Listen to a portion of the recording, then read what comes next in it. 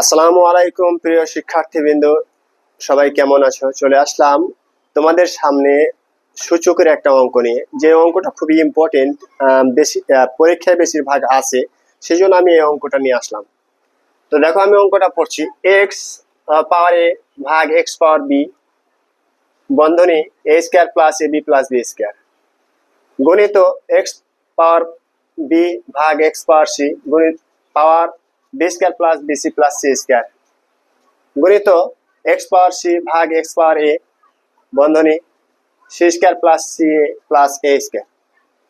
এই অঙ্কটা তো সূচকের অঙ্ক অনুযায়ী, সূচকের সূত্র অনুযায়ী তোমরা জানো যে ভিত্তি একই রকম হলে পাওয়ার গুলো কি, যদি ভাগ আকারে থাকে তাহলে পাওয়ার গুলো বিয়োগ আকার হবে, গুণ আকারে থাকলে পাওয়ার গুলো যোগ আকারে হবে। তো দেখো এখানে কি আকারে আছে, সেই আকারটা দেখো, এটা কিন্তু ভাগ আকারে আছে। তাহলে আমি ভিত্তি কিন্তু একই রকম, এই পাওয়ারটাকে আমি সামনে নিলাম, এ মাইনাস বি, তার উপরে যেটা ছিল ওইটা রেখে দিলাম, a square plus a b plus b square. একই ধরনের, মানে একই রকম করে এটাও করতে হবে, x power b minus c b square plus bc plus c square. আবার এটাও x power c minus a c square plus c a plus a square. এবার এবার দেখো, এবার কিন্তু এটা এই অংশটুকু আর পাওয়ারটা পাওয়ার গুণ হয়, কিন্তু এখানে একটা সূত্র পড়ে আছে, সেই সূত্রটা তোমাদের সামনে আমি প্রয়োগ করব। এক্স পাওয়ার এ কিউব মাইনাস বি কিউব, এটা এ কিউব মাইনাস বি কিউবের উৎপাদকের সূত্র গণিত, এটাও একইভাবে x power b cube minus c cube